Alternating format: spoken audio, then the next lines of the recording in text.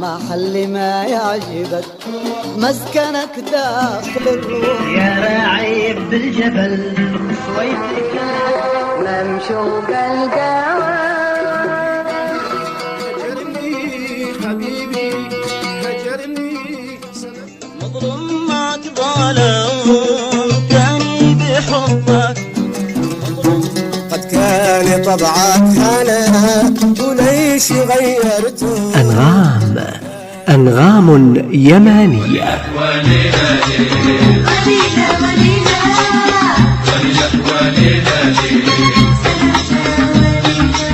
رحلة بحث فنية في حياة نجوم الأغنية اليمنية. الإعداد والتقديم خالد ناجي الفقيه.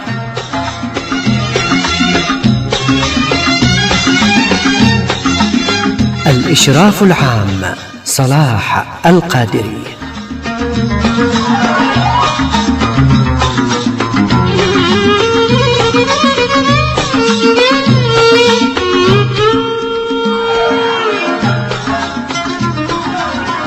أهلا بكم مستمعينا الكرام إلى مجريات هذه الحلقة الجديدة من برنامجكم الأسبوعي الغنائي أنغام يمانية.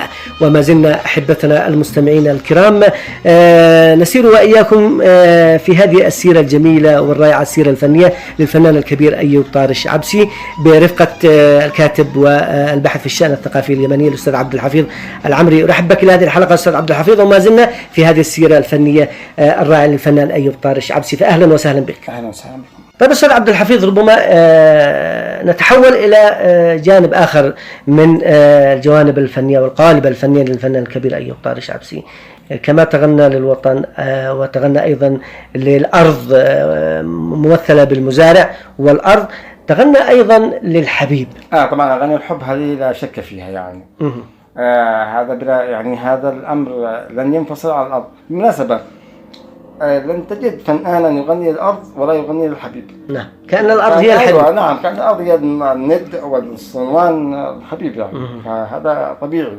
ربما يقصد الحبيب الأرض دون أن ندري، لأنه ما سماها بشكل أنثوي، ولكن هو يقصد يعني ربما يعني نقول أنا، ولا يمنع أن يكون الحبيب حقيقة الحبيب، وهذا مشاعر إنسانية سامية. طبعا أيوب طارش أغنية من أغانيها الجميلة الرائعة التي جمعت ما بين الحبيب والأرض. بكر غبش وطلف الرياشي أخضر من الله لا مطر غلاشي إلى آخر الكلمات التي تجمع ما بين، ما تدري هو يتكلم عن إيش؟ عن الأرض أم عن الحبيب؟ يعني تجد وصفه كأنه يتحدث عن الحبيب، والحبيب هو الأرض في نفس اللحظة يعني. كما قلنا لا انفصال ما بين الكلام. بكر غبش في الطل والرشاشي، بكر غبش في الطل والرشاشي، بكر بكر قبل الطيور ماشي.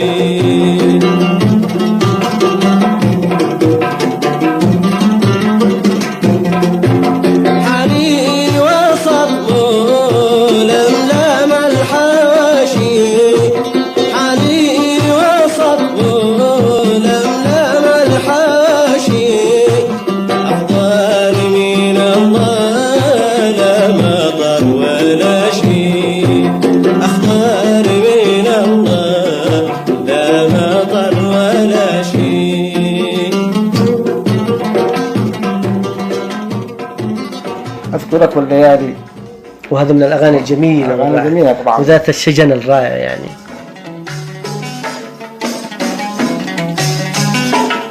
أذكرك والليالي غامضات النجوم، والسماء مستضيفة ساريات الغيوم. أذكرك والليالي غامضات النجوم، والسماء مستضيفة ساريات الغيوم.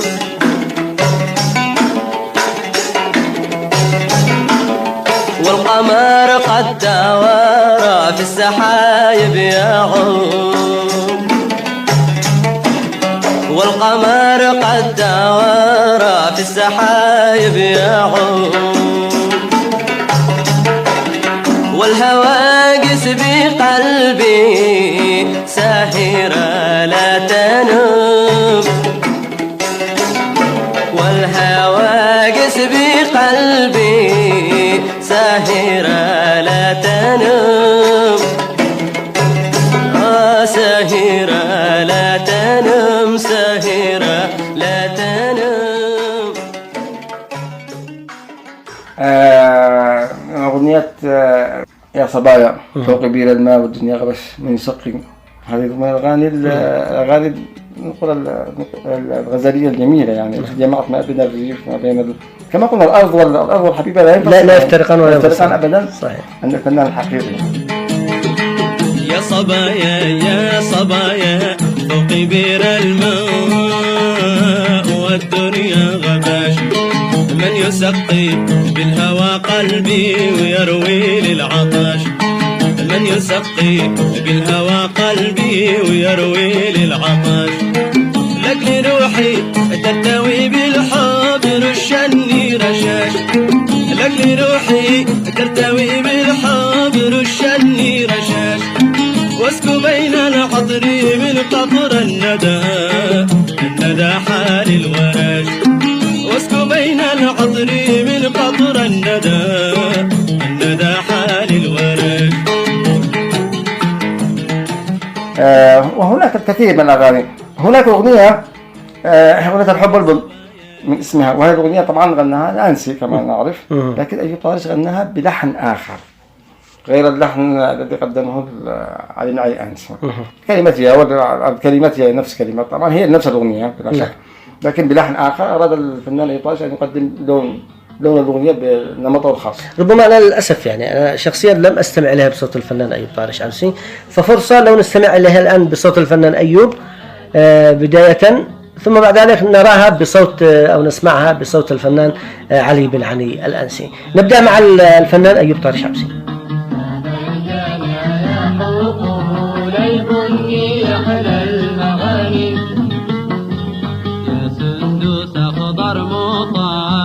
بالعقيق اليمني كهرنا لا حدود بالكون قافي وداني، أحلى العقود القواني في الغصون الدواني، كنا اليمن يا درر يا كنزي فوق الشجر، كنا اليمن يا درر يا كنزي فوق الشجر، من يزرعك ما افتقر ولا بتولي بالهواني.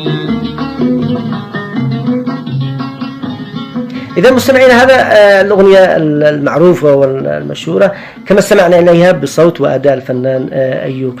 نحاول أن نسمع الآن بصوت الفنان علي بن علي الآنسي لنرى طريقة تعامل كل منهما مع الكلمة وأيضا اللحن. اليوم ضرب السمر السمر على ضلوع القمر،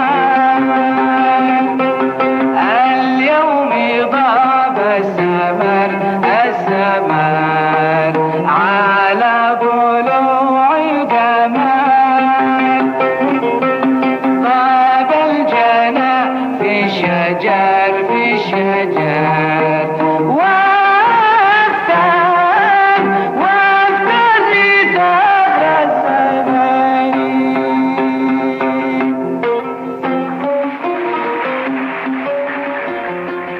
أستاذ عبد الحفيظ، بعد أن استمعنا إلى هذين الأدائين تقييمك لأدائهما؟ كما قلنا لكل واحد ذوقه، لكل واحد نمطه، رغم أن الرجلين هنا استخدموا العود. نعم. لم يستخدم الموسيقى مثل ما كان ما بين أبو بكر والأنسي سابقا. لا، الرجل استخدم العود، لكن كل واحد له لحن قائم بذاته.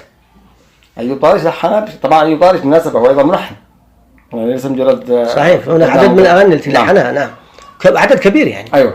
فهو إيش؟ فهو قدمها بنمطه رغم الكلمات نفسها، وطبعا والآنسي قدمها بنمطه الخاص به، ولكل ذوقه وروعته. لا نستطيع أن نقول هذه أفضل من هذه، إنما هذا ما قدمه الآنسي وهذا ما قدمه أيوب، وكلهم بأسلوبه وطريقته صحيح، وكلهم وأسلوب كل منهما جميل حقيقة ورائع ومحفور في الذاكرة يعني. لدي أيضا أغنية أخرى، نعم، أغنية بعدوا من طريقنا، وهي من الأغاني الجميلة، كلمات الفضول.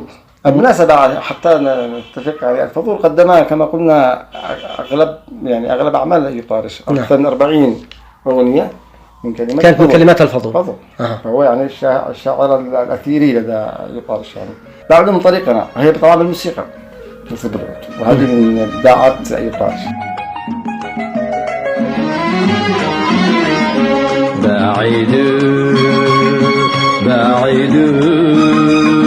بعيدوا من طريقنا، بعيدوا من طريقنا، جنة الحب حقنا، جنة الحب حقنا، شيدتها لنا المنى وهوانا وشوقنا.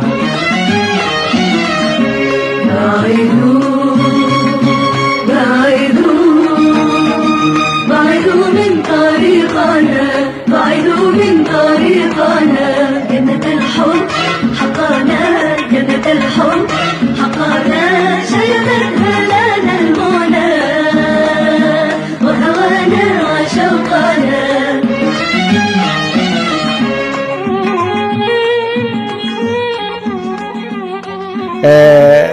هناك أغنية تغنت بها أم كلثوم وتغنى بها الفنان أيوب طارش عبسي، وأيضا عدد من الفنانين الآخرين، ربما أبرزهم الفنان أحمد السنيدة، وهي القصيدة العربية أراك عصي الدم، هذه القصيدة الجميلة والرائعة.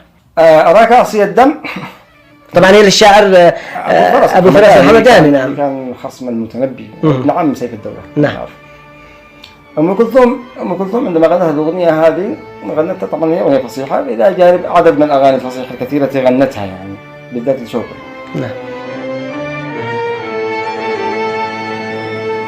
أراك عصي الدمع،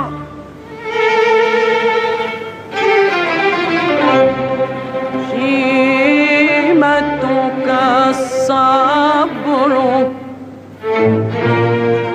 أمال الهوى نهي عليك ولا أمرك. أراك عصي الدمع،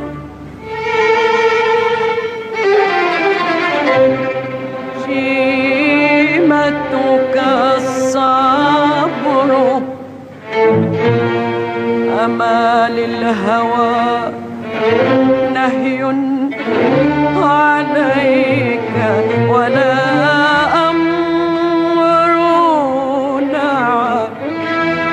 نعم أنا مشتاق وعندي نوعة. نعم أنا مشتاق وعندي لوعة، ولكن مثلي لا يزاع له سر. هذه الأغنية غنتها أم كلثوم بالموسيقى كما نعرف يعني أكيد بالطريقة الموسيقية، في حين غناها فنانون اليمنيون بالعود. أراك عصي الدمع، شيمتك الصبر، أراك عصي الدمع، شيمتك الصبر، أمال الهوى نهي عليك ولا أمر.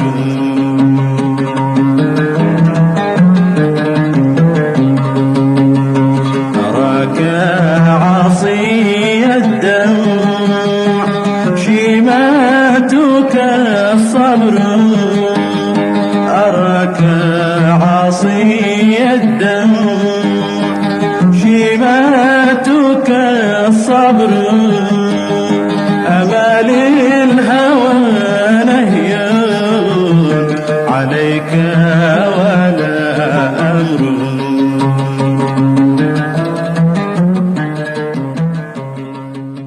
أبرزهم الفنان أيوب طارش. أيوب طارش واحد منهم، وأحمد السنيدار.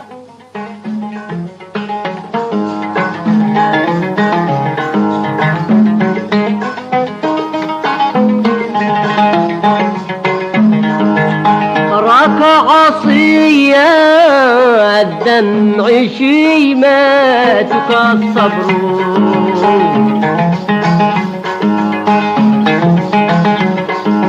راك عصية الدمع شيماتك الصبر،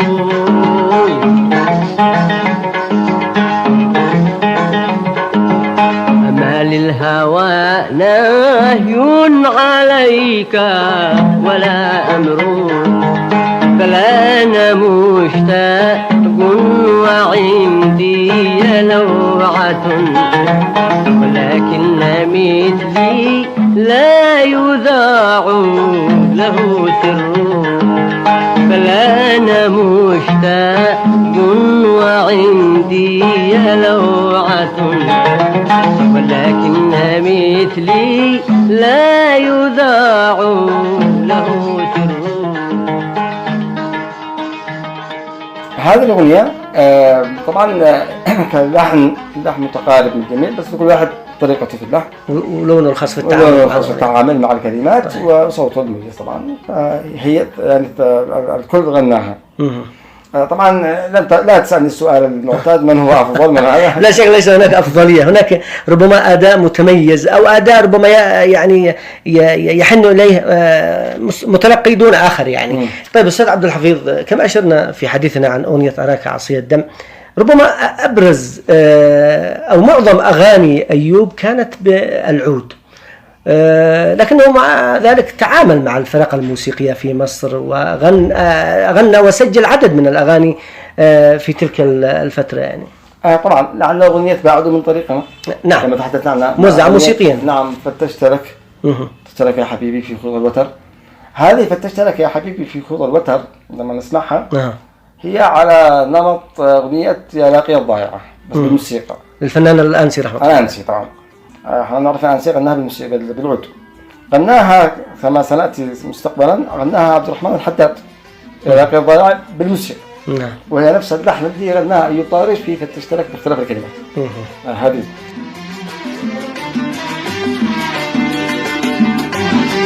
فتشت لك يا حبيبي في خيوط الوتر، فتشت لك يا حبيبي في خيوط الوتر، عن موقعك في فؤادي، عن موقعك في الفؤاد، عن موقعك في الفؤاد، عن موقعك في الفؤاد، وجئتي وإنك ستملك مسمعي والبصر، وجئتي وإنك ستملك مسمعي والبصر، يا بغياتي والمراد، يا بغياتي والمراد، يا بغياتي والمراد، يا بغياتي والمراد.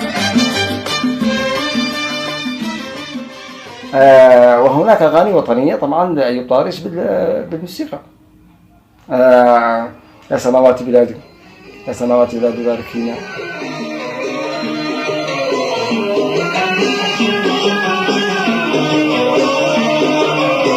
يا سماوات بلادي باركينا، وهبينا كل رشد ودعينا، يا سماوات بلادي باركينا، وهبينا كل رشد ودعينا، نجعل الحق على الأرض مكينا، نجعل الحق على الأرض مكينا، يا سماوات بلادي باركينا.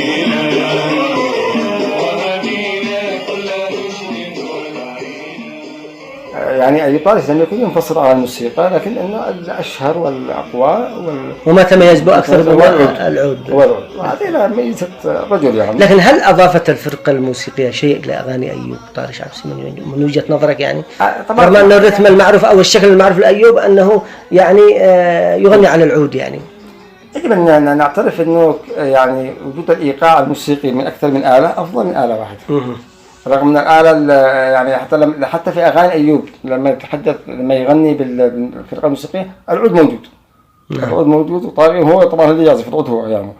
فالعود موجود يعني بشكل بارز وواضح، لكن وجود الآلات الأخرى أيضا مساعدة. أكيد.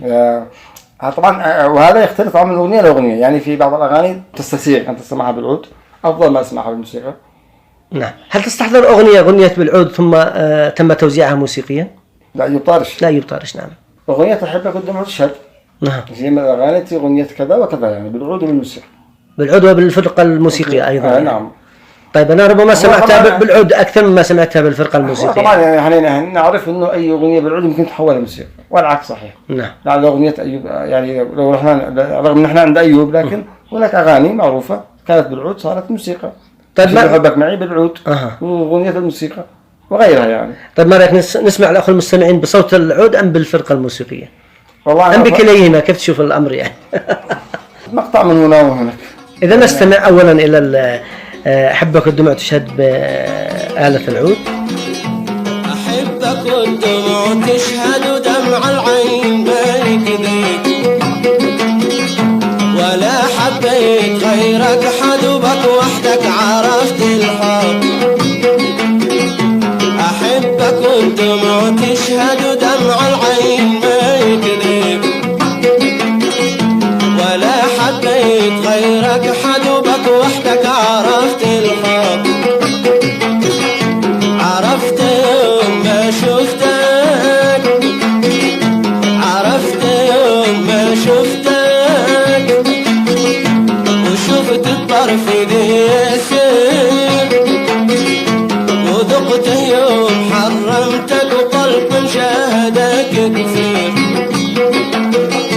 أحبك والدموع تشهد ودمع العين ما يكذب، ولا حبيت غيرك حدوبك وحدك عرفت الحب. أحبك والدموع تشهد ودمع العين ما يكذب، ولا حبيت غيرك حدوبك وحدك عرفت الحب. عرفت يوم ما شفتك، وشفت الطرف ذي يسير. عرفته يوم ما شفتك، وشفت الطرف ذي يسير، وذقته يوم حرمتك وقلت من شاهدك كفر. أحبك والدموع تشهد ودمع العين ما يكذب. طيب أستاذ عبد الحفيظ نذهب إلى لون آخر من الألوان الغنائية للفنان أيوب طارش. أول المواضيع التي تناولها في أغانيه، وهي أيضا موضوع الزفة، يعني كان حاضرا في أفراح الناس يعني.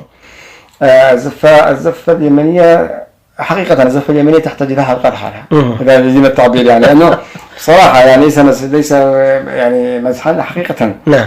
لماذا؟ لأن لدينا في الزفة اليمنية ألوان متعددة، ألوان الطيف اليمني. أنا عن شخصي كتبت مرة مقال حول هذا. نعم. يعني نقول إيش؟ الأغنية اليمنية أو الزفة اليمنية واللحمة الوطنية.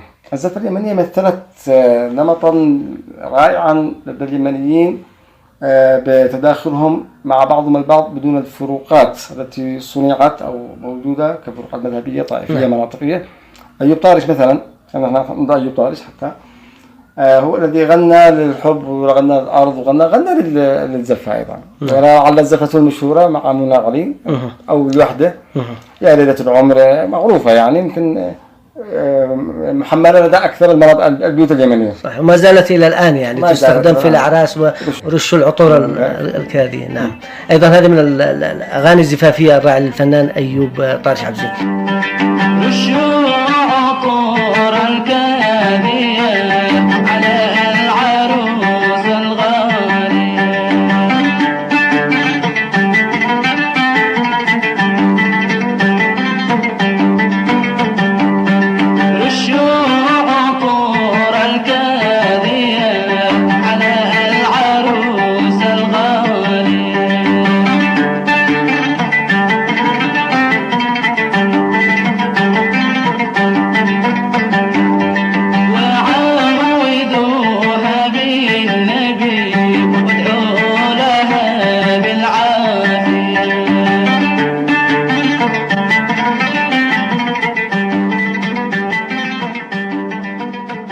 هو لم يترك مجالا إلا وطرق بابه حقيقة هو يعني. فنان الشعب فضروري يكون من هنا كما أشرت هو فنان الشعب بالفعل. ضروري يعني يكون مع الشعب في كل أفراحه وفي كل مناسباته أيضا. نعم. ربما الفنان أيوب طارش عبسي هو من الفنانين القلائل الذين تميزوا بأغاني الزفة، إلى جانب ربما عدد محدود جدا من هؤلاء الفنانين، ربما منى علي أشهرهم فيما يخص الزفة. نعم. يعني منى علي غنت مع أيوب أو غنت أغنية أيوب، وكان ثنائي مع أيوب في عدد من الأغاني، أو تفردت لوحدها، بس هي الأغنية لأيوب، الأغنية الأصلية اللي هي أغنية الزفة. نعم. يعني ما قدمت شيء من عندها جديد. نعم. أما مع أيوب أو هي أخذت الأغنية وغنتها لوحدها. نعم. فالأمر يعود إلى أيوب نفسه يعني. وطالت خجالي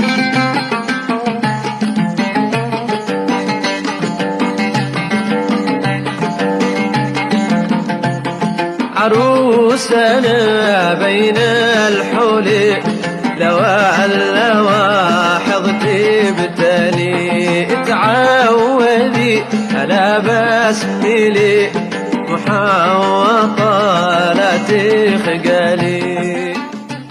طبعا على العموم لا يمكن أن نترك الحديث عن الفنانة منى علي دون أن نذكرها ببعض الثنائيات التي غنتها مع الفنان أيوب طارش عبسي.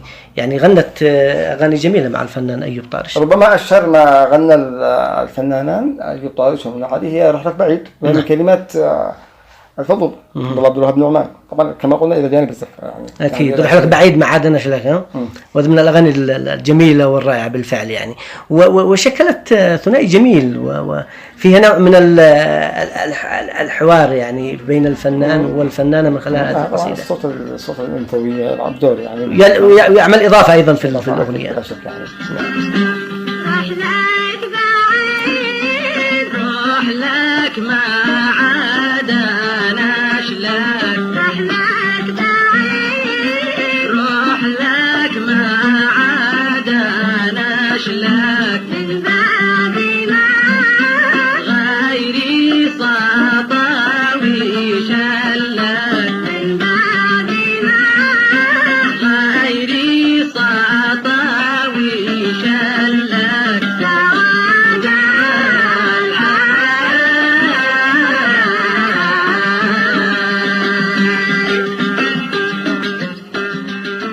طيب أستاذ عبد الحفيظ، نتجه إلى شكل آخر غنائي للفنان أيوب طارش عبسي ربما ظهر في الآونة الأخيرة من حياته الفنية، وهو الغناء الديني أو الإنشاد الديني أو الصوفي. يعني كيف تنظر أنت إلى هذا الجانب، وما الذي أضافه في مسيرة عطاء الفنان أيوب طارش عبسي؟ أيوب طارش طبعا كما عرفنا في بدايات أنه خرج المعهد الإسلامي على يد في بداياته. نعم. البيحاني على يد الشيخ البيحاني، فلا ينفصل يعني عن الأمر هذا. هنا على ذكر الأمر كتب الأستاذ سمير رشاد اليوسفي رئيس تحرير الجمهورية كتاب من المأذنة إلى الدندنة، مقابلات طويلة مع الفنان أيوب طارش عبسي عن حياته وعن كذا. فكان هذا الكتاب. أيوب طارش لديه أغاني دينية يعني ربما غير معروفة كثيرا، رغم السائد هي أغاني وطنية، لكن لديه أغاني دينية لك الحمد، غير فصيحة بالمناسبة يعني كلماتها فصيحة، عندما تسمعها تعرف أنها كلمات فصيحة. وأغنية عن رمضان بالترحيب برمضان. نعم. فيعني نفس التصوف والنفس الديني موجود، وأنا هذا لا ينفصل طبعا عشان نعرف الأمر. هو من البيئة الريفية، البيئة الريفية يغلب عليها الجانب الديني أكيد. وكما قلنا والترعرع على ردود بداياته كانت يعني منسجمة مع ذلك. رمضان أطل على الدنيا أملا حلوا وهدى حيا، رمضان أطل على الدنيا أملا حلوا وهدى حيا، روح الإيمان به تحيا، روح الإيمان به تحيا، هيا لنلاقيه هيا. لدي قصيدة أو لدي أغنية عفوا هي فيها بعض التفكير يعني العمر محسوب، فيها أصحاب تقصد نظرة تأملية يعني العمر محسوب، أي هي التي يعرفها المواطن العادي أصحاب صبر أيوب طبعا. نعم. وفيها من الحوارات الجميلة يعني التي تقترب من الروح من النمط الديني أو الصوفي. فهذا من أيضا لون ألوان أيوب طارش، لكنه أداء يعني قدمها بأداء بالعود، يعني مغنى وليس مجرد صوت أو نشيد، إنما هي إيش؟ هي أغنية. دع الكف كفي خلي الحس يكفي، دع الكف كفي خلي الحس يكفي، ما لي طب يشفي ما قد مر يكفي، ما لي طب يشفي ما قد مر يكفي، مقدر لي ومكتوب أعيش العمر متعوب، مقدر لي ومكتوب أعيش العمر متعوب، صابر صبر أيوب صابر صبري أيوب صابر صبر أيوب صابر صبري أيوب، دع الكف كفي خلي الحس يكفي، دع الكف كفي خلي الحس يكفي، ما لي طب يشفي ما قد مر يكفي، ما لي طب يشفي ما قد مر يكفي، مقدر لي ومكتوب أعيش العمر متعوب، صابر صبر أيوب صابر صبري أيوب صابر صبري أيوب صابر صبري أيوب. وهنا بس هنا أعرج على أنه لدينا خلط ما بين النشيد والأغنية. هو ينظر إلى أن أي نشيد أو أي أغنية إذا صح التعبير خلت من الموسيقى صارت نشيد، أو والعكس صحيح، أي نشيد أضيف على الموسيقى صار أغنية. طبعا الكلام هذا غير صحيح. الصحيح أنه هذه كلمات كتبت لكي تؤدى كنشيد موال بدون، وهذه كلمات تؤدى كأغنية. على هذا الكلام يعني يجب أن نفصل ما بين الشيئين معا، نمطين مختلفة. ونذكر أغنية يا نبيا ما له في الكون مثله. هذا من ضمن الأغاني ربما المحصورة ضمن النمط الديني أو الصوفي أيوب طارش حبسي، الذي يعني لديه المقدرة على التغني بأنواع مختلفة من الأغاني اليمنية والفصيحة أيضا، سواء كانت طبعا لاحظ أن الأغاني الدينية أغلبها فصيح وليس فيها عامية، يعني فصيحة بالعمودية أو غير ذلك يعني.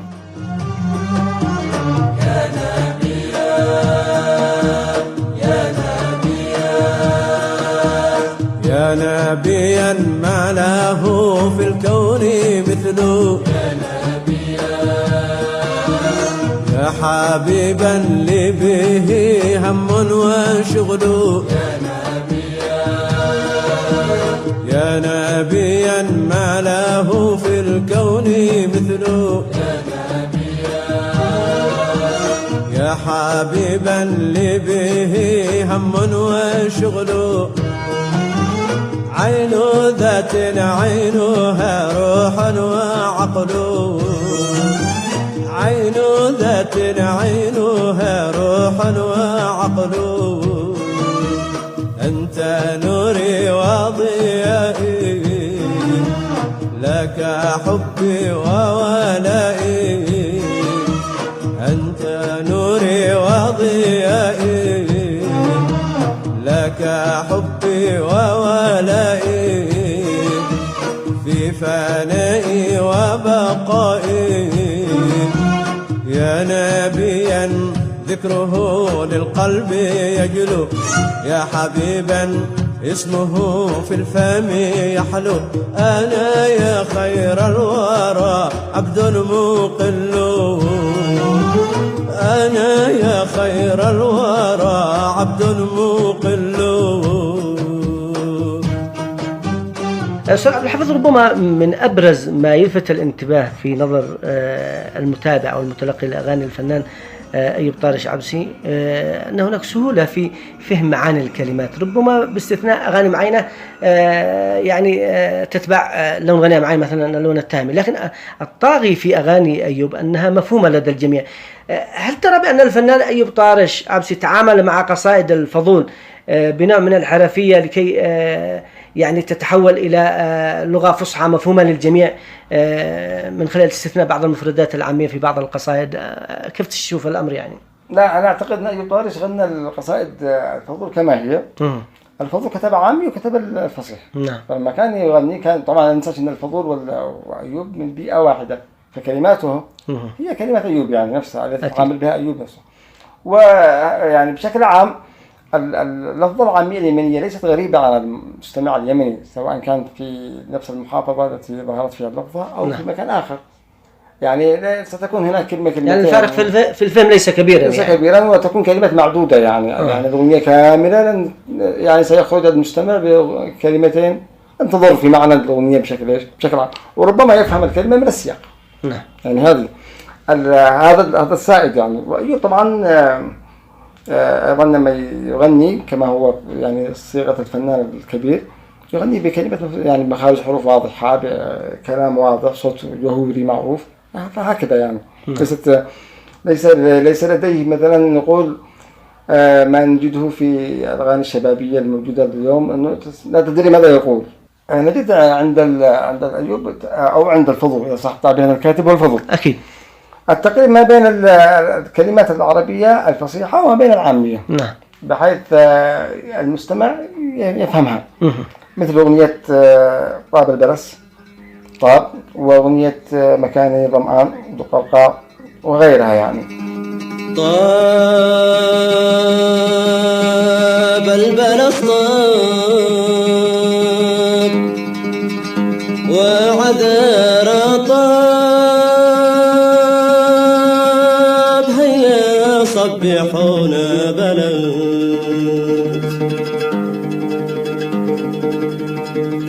طاب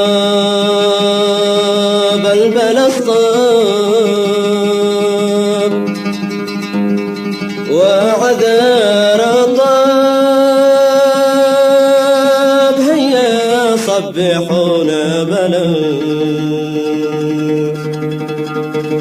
والفرس كخضر وحالي فراسك أكوى صبر ما تسبب ضرر والفرس كخضر وحالي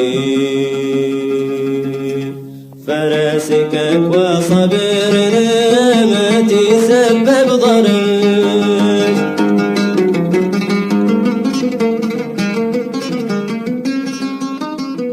طيب، وإذا ما تحدثنا أستاذ عبد الحفيظ عن الأغنية التهامية كلون ربما لم يتفرد به الفنان أيوب طارش عبسي، لكنه خاض هذا المنوال، لأن هناك فنانين آخرين، الفنان أحمد فتحي أيضا خاض هذا اللون الغنائي، لكن تجربة أيوب مع اللون مميزة.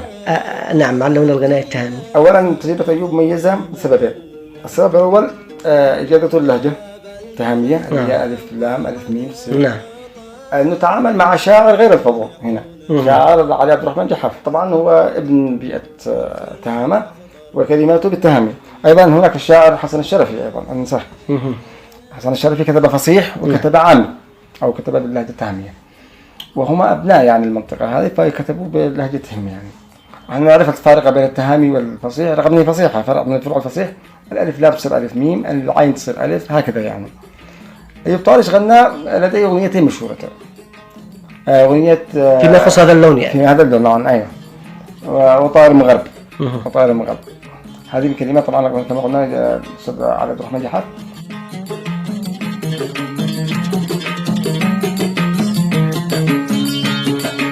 وطائر مغربي ذي وجه سنم تهايم قلبي ضناها معذب وطائر مغربي ذي وجه سنم تهايم قلبي ضناها معذب أحيان في مزيدية وأحيان منها وشايم شيبوا آده شباب أحيان في مزيدية وأحيان منها وشايم شيبوا آده شباب سقم أشاد سيالك بوخ طيور محوايم سقم أشاد وأغنية وزخم. نعم. هاتان الأغنيتان باللهجة التهامية اللتان يعني تفرد بهم أيوب طارش، وما زالت في الذاكرة الجمعية اليمنية. نعم صحيح. ورائعة جدا طبعا بالعود وبالإيقاع السريع فيها، بما يقابل حتى الإيقاع السريع كان مقصودا بالمناسبة، يعني الإيقاع السريع التهامي يقارب حركة الصيد أو حركة المجداف على عند الذهاب إلى الصيد، فكان طبيعي يعني.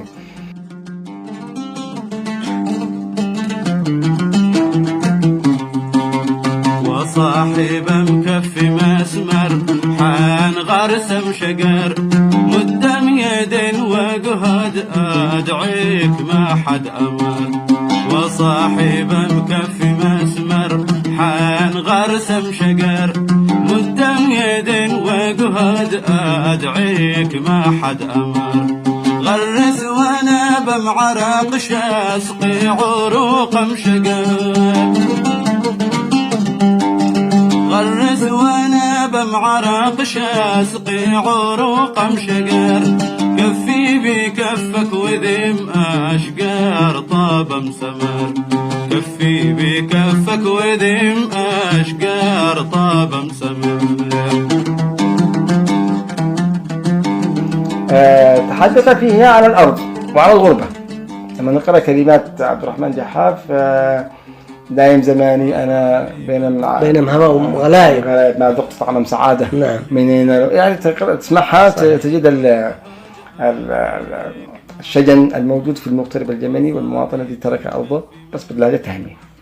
أما أغنية زخم طبعا زخم يعني جميل، يتكلم عن الغرس الشجر في سنة 75. سقي ما بعرق. طبعا الألف والميم هذه صعبة. أيوب أجادها، فحتى حسن أيوب ابن تهامة يعني وليس ابن تاز. هاتان الأغنيتان من الأغاني المميزة بالنسبة لأحمد فتحي. أحمد فتحي ابن تهامة أصلا بالمناسبة يعني. نعم. ولما نغني عن الفن التهامي لأحمد فتحي سنفرد طبعا في حلقة قادمة اللي هي أغنية وزي بقر. هي مشهورة طبعا لها معانيها في وقتها. أنا لا نتحدث الآن حتى ناخذ حيز أيوب طارش.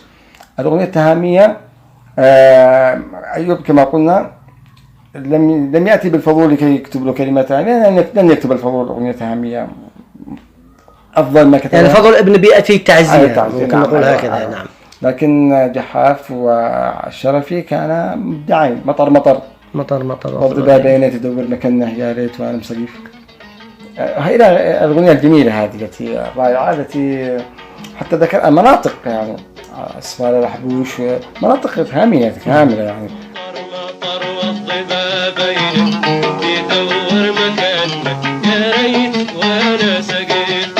مطر والضبابين يدور مكانك يا ريت وانا سقيت. يا ريت انا خضر بدوي كلهن يدخلن لو ما يروح الخريف. يا ريت انا كوز بارد وحديهن يشربن على شوية صايم على شوية صايم. هذه الثلاث الأغاني الرائعة التي قدمها أيوب طارش التي كما دائما الطبيعة التي نتفق مع أيوب طارش أو نتفق على أيوب طارش فيها أنه لا ينفصل عن الأرض أبدا حتى غنى الحب في معظم أغاني في معظم أغاني. بل ذكر المناطق الجغرافية اليمنية بشكل متنوع.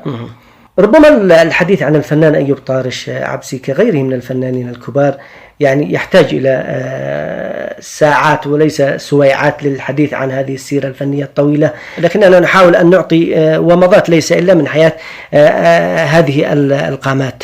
الفنان أيوب طارش عبسي قدم الكثير والكثير.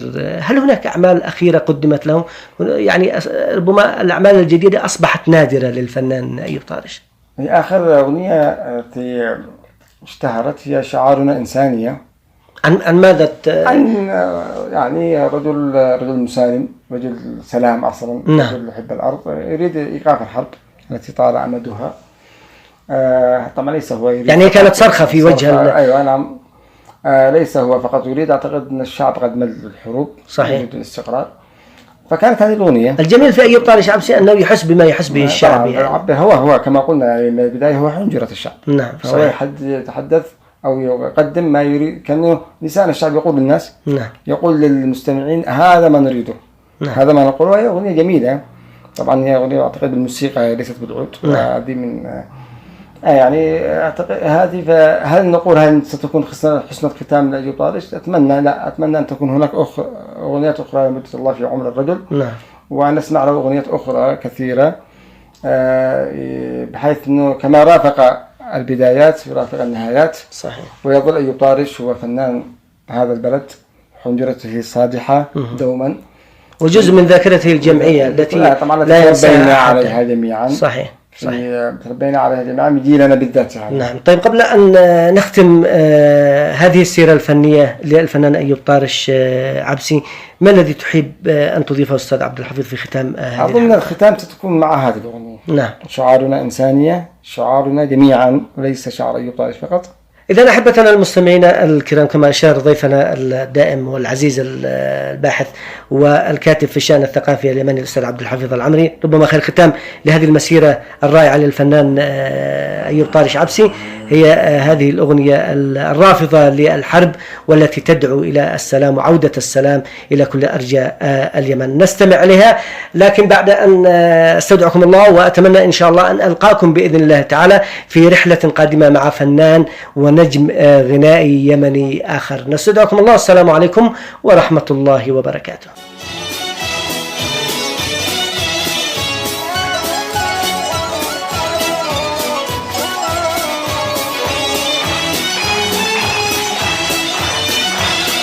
شعارنا ضد الحروب يسعى لأنسنة الخطوب، شعارنا ضد الحروب يسعى لأنسنة الخطوب، والحب يغرس في القلوب، والحب يغرس في القلوب، للبر بالإنسانية شعارنا شعارنا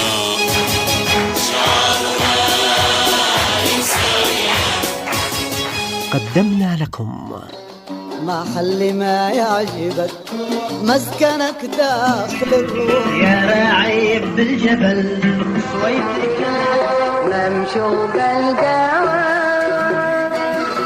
هجرني حبيبي هجرني، مظلوم معك ظالم تاني بحبك، قد كان طبعك هنا وليش غيرته. أنغام يمانية.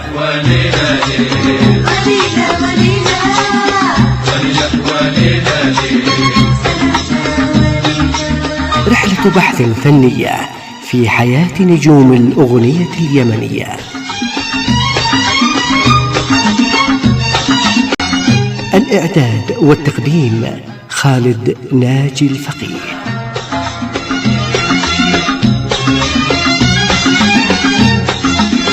الإشراف العام صلاح القادري.